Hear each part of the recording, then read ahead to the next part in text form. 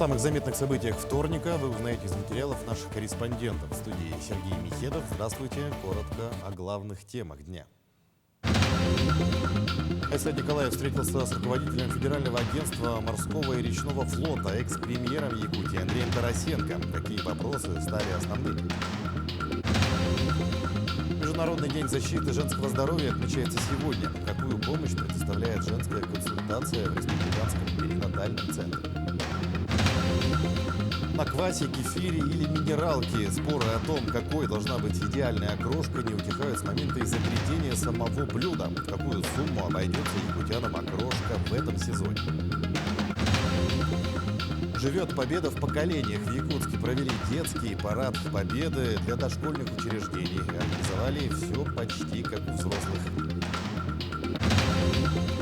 А в Москве открылась выставка «Национальные виды спорта Якутии». Посетители знакомятся с особенностями нашей республики и расширяют свой кругозор. Отдельная зона посвящена истории игр «Дети Азии». Глава Якутии СА Николаев провел рабочую встречу с руководителем Федерального агентства морского и речного флота Андреем Тарасенко. Рассмотрены актуальные задачи по развитию речного флота и перспективных проектов. В частности, центральной темой стало обсуждение проекта транспортно-логистического комплекса Джилинда в Амурской области, создание речного порта Хаба и таможенно-логистического комплекса на российско-китайской границе придадут мощный импульс развитию экономики Якутии.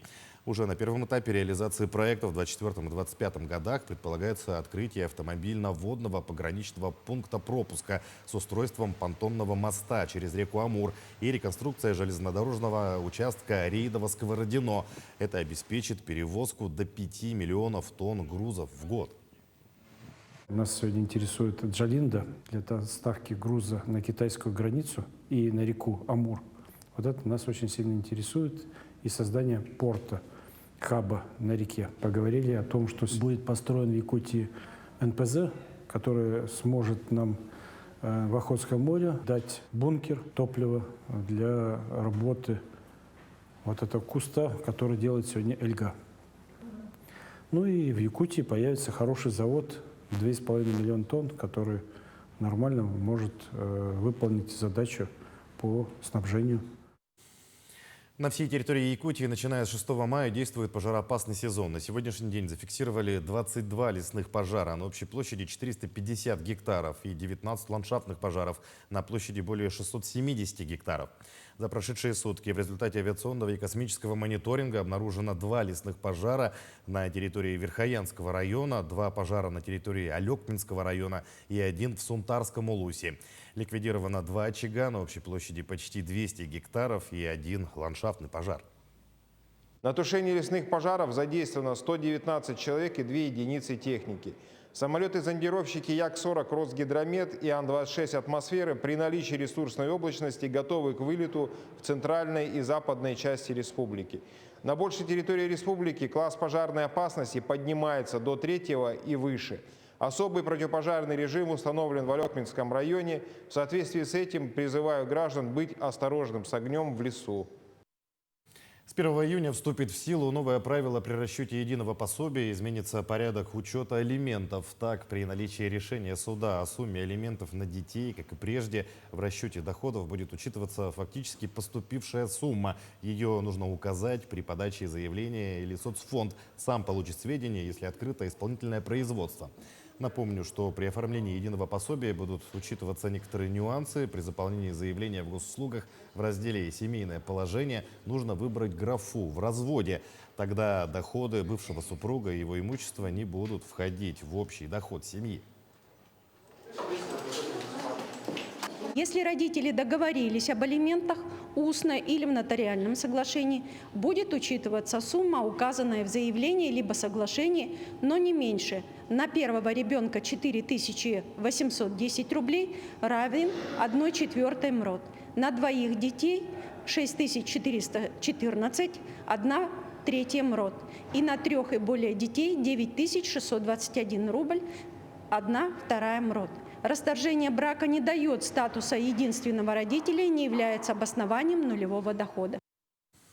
Этим летом в Нерюнгринском районе планируют немало ремонтных работ, в том числе речь идет о ремонте дорожного покрытия. На одном из совещаний по подготовке к весенне-летнему сезону глава города Илья Гударшник отметил, что особое внимание будет уделено внутриквартальным проездам и ремонту тротуаров. Сегодня разыграны 3 муниципальных контракта, 2 из них подразумевают ямочный ремонт автомобильных дорог и внутриквартальных проездов. Эти работы в Нерюнгре начались 24 мая. Завершив ямочный ремонт на улицах Амгинского и Тимтонская, подрядчик приступил к работам по улице Аюнского с дальнейшим переходом на дорогу возле домов по адресу Геологов 75/2 с переходом на улицу Кравченко. Также производится сплошное асфальтирование улицы Геологов. На сегодняшний день работы будут окончены по улице Геологов. Также будет подрядчик направлен на улицу Амосова.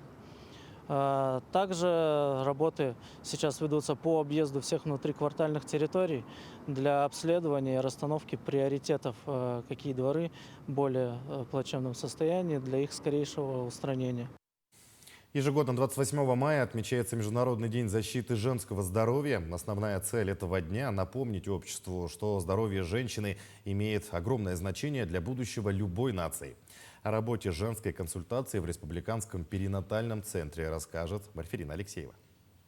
Сегодня 50% всех беременных женщин республики наблюдаются и рожают в перинатальном центре Якутской клинической больницы. Мониторинг здоровья проводится среди всех 100% рожениц Якутии. Центр предоставляет 3-уровневую систему маршрутизации пациентов, что подразумевает полное обследование, лечение рожениц и плода. В год сопровождение в центре получают более 5000 женщин. Консультативно-диагностическую и лечебную помощь беременным родильницам высокой группы риска. Также женщинам с нарушением репродуктивной функции на основе использования современных профилактических и лечебно-диагностических технологий, в том числе при выявлении хромосомных нарушений, также генетической патологии и пороков развития плода. Также врачи центра проводят онлайн-приемы пациенток из удаленных районов республики. Майя сдавала натощак биохимию или утром кушала? Первый раз, когда сдавала. В отделении женской консультации осмотр осуществляют и медики узких направлений. Это окулисты, кардиологи, неврологи, психологи, эндокринологи и стоматолог. Проводим полный осмотр и по показаниям лечение проводим, лечение, удаление. Это в основном второй триместр беременности, с 17 до 27 недели. Лечение предоставляется не только роженицам, но и женщинам с гинекологическими заболеваниями. Ежедневно врачи женской консультации проводят от 8 операций. В этом же блоке расположен дневной стационар на 6 коек. За месяц у нас примерно проходит 45-50 женщин, с такими заболеваниями, как дисплазия шейки матки, миома, полипы цервикального канала, полипы эндометрия, удаление ВБК. Пациенткам проходить наблюдение и лечение в одном месте очень удобно. Я наблюдаюсь в перинатальном центре с прошлой недели. Меня направили из женской консультации Мигино-Кангалатского района. Вчера я носила холтер и, в общем, пока наблюдаюсь и сдала все общие анализы. Повышение предоставления качественной медицинской помощи уже дают свои плоды. Показатель смертности новорожденных в Якутии за прошлый год достиг исторического минимума. Также в сравнении с предыдущими годами повысилась выживаемость детей, родившихся с экстремально низкой массой тела. Марферина Алексеева, Нургун Старостин, Якутск. Помощь выпускникам с особыми образовательными потребностями обсудили в СВФУ. Так, на совещании озвучили проблемы, с которыми сталкиваются молодые специалисты, а также как содействовать их трудоустройству и постдипломному сопровождению. Основная цель – методологическая, технологическая и методическая разработка вопросов использования адаптивных компьютерных технологий для создания специальных образовательных условий. В прошлом году Северо-Восточный федеральный университет окончили и в дальнейшем трудоустроились 29 выпускников с особыми потребностями. Они просят, скажем, хорошую зарплату, но это очень трудно. Спасибо, что работодатель им даст. Опять-таки надо создавать рабочие места. Допустим, я человек незрячий, да? Для незрячего надо создавать рабочее место, то есть надо ему предоставить ноутбук, надо предоставить рабочее место, надо предоставить брайлевскую строку. Раньше было очень трудно студентам Сейчас проводим, и университет проводит, ну, все образовательные организации проводят ярмарки, да, ярмарки вакансий. Также и Госкомзанятости проводит регулярно, почти каждый квартал. Рабочий процесс по изготовлению маскировочных сетей в мастерской, которая располагается на базе Алданского районного общества глухих, не прекращается. К членам общества активно присоединяются трудовые коллективы и неравнодушные граждане. Также мастерицы освоили пошив маскировочных костюмов. С тонкостями плетения и шитья ознакомилась Татьяна Вахнина. Галину Соколову соратники и единомышленники иногда называют стойким оловянным солдатиком. Стоять за станком для плетения маскировочных сетей она может по много часов. Усталости, признается женщина, не чувствует. При этом концентрация внимания не ослабевает и скорость не снижается. Сеть у мастерицы получается сплошной и надежной. Не знаю, не хвалюсь, но так-то несложно. Немножко научилась и сразу так сейчас быстро все ничего делаю. Работа по изготовлению маскировочных сетей на базе районного общества глухих ведется более года. К процессу присоединяются трудовые и учебные коллективы, а также все желающие и неравнодушные алданцы. Материалы для сетей приобретаются на добровольные пожертвования граждан. Пожилые люди со своей маленькой пенсии скидываются прямо по 1000, по 3, по 5, по 10 я видела. Сразу же все это пишется в нашем чате. Над этой сетью работа идет уже несколько дней. Полотно получится большим. Ним можно будет укрыть крупную военную спецтехнику. Плетение особых сложностей не представляет. Однако от соблюдения ряда правил зависит качество готового изделия. Полотно должно выдерживать физические воздействия различной силы. Важно предусмотреть и возможность починки сети в случае ее разрыва. Вот эти всякие лохматушки, которые вот мы вяжем, они вот создают такую видимость, что там веточки, что-то прикрыто. Сетка должна быть прочная, сильно, чтобы тоже и не туго, чтобы не разорвалась, и не слабо. Председатель районного общества глухих Марьяна Пестрикова также делает маскировочные костюмы для военнослужащих. Форму она шьет по просьбе внука, который сейчас выполняет задачи в зоне спецоперации. За неделю мастерица изготовила 5 костюмов. Скоро посылки со спецодеждой будут отправлены в часть. И даже если эта посылка где-то затеряется и другим попадет, я не расстроюсь. Потому что по всей России идут все посылки, и кому-то что-то, и внуку моему достанется, я надеюсь. Неравнодушные активисты оказывают бойцам разного рода помощь. Эти баночки пойдут на изготовление окопных свечей. Члены общества глухих убеждены, поддержка российских военнослужащих – единая задача для всех нас. Татьяна Вахнина, Сергей Шипачев, Александр Лукин, Алдан. Юнармейцы отпраздновали день рождения. Всероссийскому военно-патриотическому движению исполнилось 8 лет. Главная цель юнармии – воспитание подрастающего поколения на основе патриотических традиций, всестороннее развитие и совершенствование личности. Праздник увидел мой коллега Аманотов. Движение юнармия! Имея штабы во всех регионах России, Юнармия является самым массовым юношеским патриотическим движением в стране. С момента своего создания в 2016 году Юнармия провела свыше 20 тысяч патриотических мероприятий. Стал я юнармейцем 3 года назад, помню, в сентябре где-то, 8, если быть точным. Ну, совмещаю здесь... Конечно, сложно бывает, учителя ругаются. Ну, так-то я нормально учусь. Недавно была Зорница 2.0, проходила в Горном Улусе. Мы там, правда, ничего не заняли, обидно это было. 4-е место. Мирно! Мнение на середину! После торжественной части, посвященной дню рождения юнармии, состоялось посвящение школьников в ряды юноармейцев. С каждым годом их число растет. На сегодняшний день в якутском отделении юнармии состоят более 9 тысяч детей и подростков. Ну, для меня это гордость. Гордость, защита для Родины, наоборот. У меня сейчас брат двоюродный на СВО находится. У меня 2 дядя погиб мне на СВО тоже. И вот брат тоже вернулся с СВО. Я после 9-го иду служить в армию. И после этого я пойду поступать в полицейский колледж. Напомним, что в сентябре прошлого года был открыт первый центр юноармейской подготовки «Дом юнармии».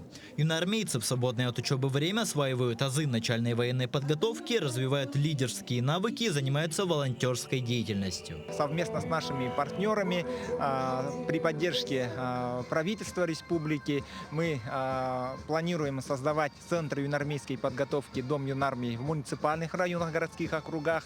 Сегодня у нас открыто в городе Якутске, Мегино-Кангаласском и Вилюйском районе. Патриотическое воспитание подрастающего поколения – залог стабильного развития страны. С момента своего создания в 2016 году движение объединило более 1,5 миллиона детей и подростков со всей России. Каждому участнику движения открывается доступ к сотням увлекательных событий. Например, юноармейцев ждут специальные смены в лучших всероссийских детских центрах, таких как «Орленок», «Океан». Вступить в юнармию может любой желающий с 8 до 18 лет. Аманотов, Георгий Григорьев, Якутск. Живет победа в поколениях. Под таким названием в Якутске провели детский парад победы для дошкольных учреждений. В честь главного исторического события страны более 200 детей прошли колонной по территории Парка Победы. С самыми маленькими патриотами и их родителями пообщалась Даяна Федорова.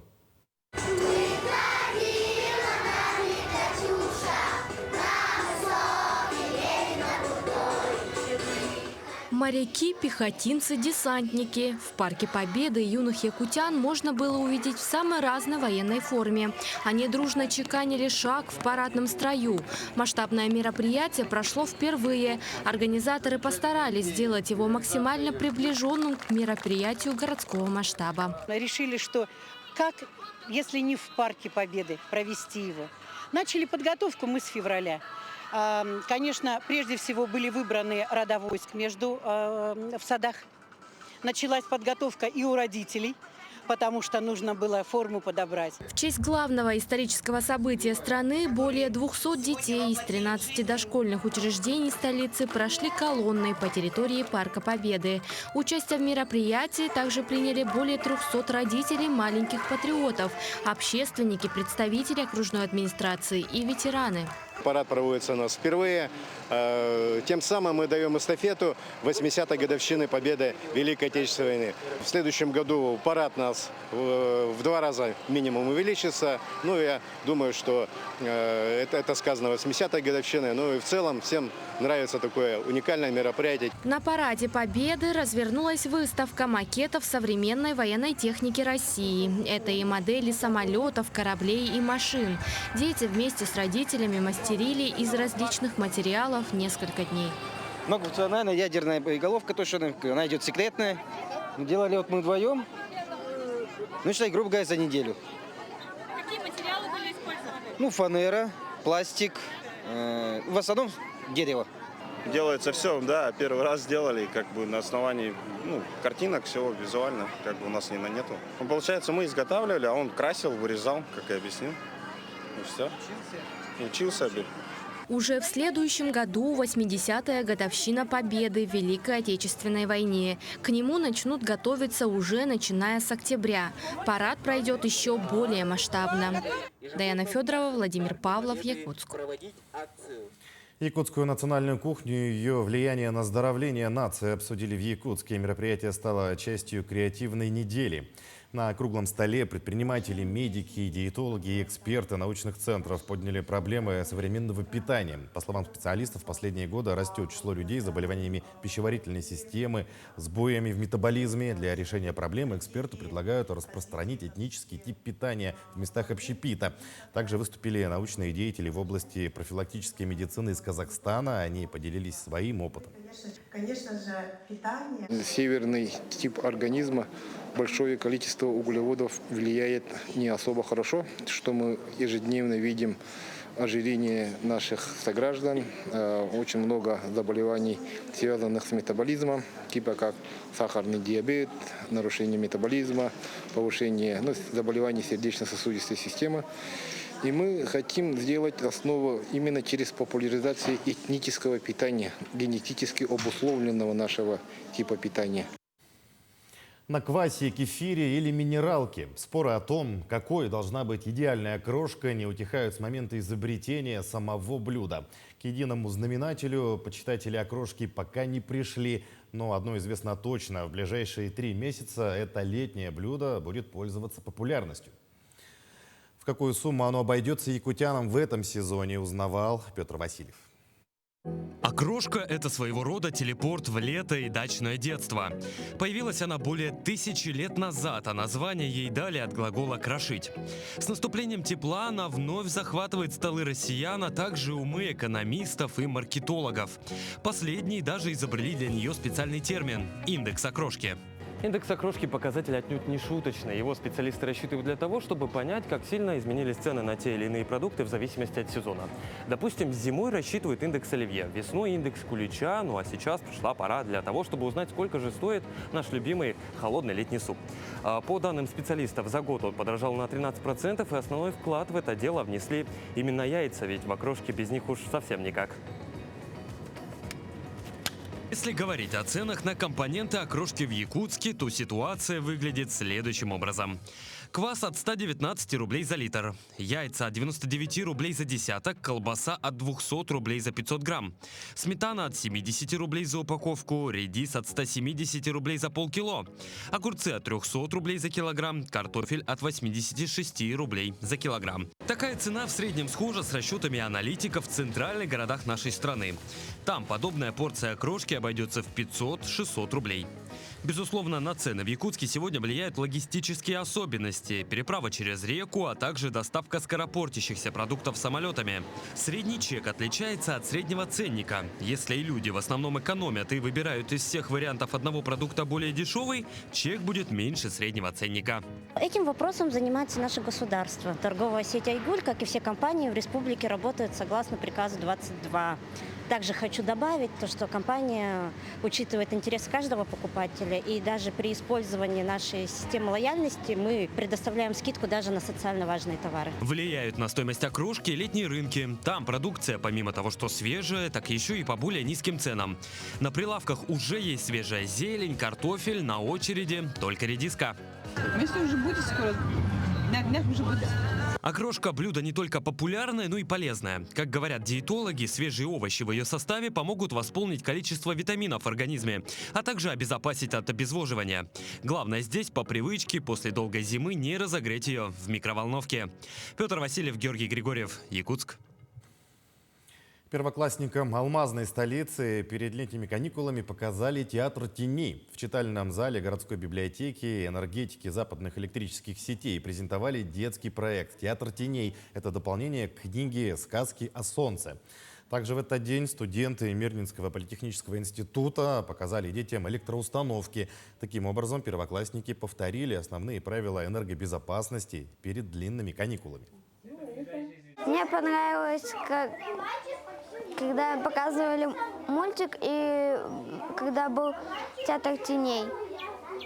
Еще мне понравилось сейчас рисовать пользу от электричества. Я узнал, что электричество может переходить через воздух. В Москве открылась выставка «Национальные виды спорта Якутии». На площадке музея Министерства спорта России интерактивная экспозиция наглядно демонстрирует особенности культуры и спортивных традиций народа Саха. Все посетители могут познакомиться с особенностями нашей республики и расширить свой кругозор. Отдельная зона выставки посвящена истории игр «Дети Азии». На открытии побывал Максим Кардозов. Итак, Белем, это приготовиться. Чак! Масс-рестлинг, хапсагай, гонки на оленях упряжках. Выставка «Национальные виды спорта Якутии» презентует все лучшее, что есть у нас в республике. У посетителей появляется возможность окунуться в богатую культуру народа региона, узнать о традиционных состязаниях, которые популярны в республике и за ее пределами. Якутия, наверное, можно смело сказать, локомотив вообще в развитии национальных видов спорта. Это, наверное, один из лучших примеров того, как не то, что нужно сохранять, как можно поддерживать, развивать и вообще вести полноприводную работу по развитию вот этого вида спорта и по его поддержанию. То есть, если взять тот же пример потрясающего единоборства, как масс-рестлинг якутский, да, то на примере его развития можно сказать, что это уже не только российское достояние, это уже мировое достояние. Выставка занимает 400 квадратных метров. Здесь можно не только узнать о спортивных успехах прошлого, но и самостоятельно попробовать свои силы в некоторых видах спорта. Вот помост масс-рестлинга. Рядом инвентарь для тутун-эргир. Если физическая нагрузка не для вас, то можно сыграть в настольные игры народа Саха. Якутия – первый регион, который так масштабно презентует себя на площадке Министерства спорта России. Мы еще раз благодарим Министерство спорта и надеюсь, что это будет продолжаться, и другие регионы будут со следующего года тоже вставлять свои выставки, для того, чтобы молодые дети, жители города Москвы, гости города Москвы увидели, насколько у нас большая страна и сколько у нас много регионов и республик. Отдельный зал посвящен истории игр «Дети Азии». Здесь можно увидеть экипировку спортсменов разных лет, медали, факелы, видеоролики, а также презентацию эстафеты огня, которая по традиции стартует у подножья Ленских столбов. Здесь представлены национальные виды спорта, которые в том числе 3 из которых входят в обязательную программу игр «Дети Азии». В этом году у нас, получается, в соревнованиях заявлено довольно-таки большое количество стран по якутским национальным видам спорта, что тоже радует. От игр к играм динамика она растет, и это показывает, что интерес у иностранных государств, в том числе к национальным видам спорта Якутии, он все больше и больше возрастает. Выставка находится в здании музея Министерства спорта России. Работает бесплатно и будет открыта до декабря. Далее экспозиция переедет в Санкт-Петербург. Максим Кардозу, Григорий Николаев, Москва. Таким наши корреспонденты увидели уходящий день. Всего доброго и оставайтесь на нашем канале.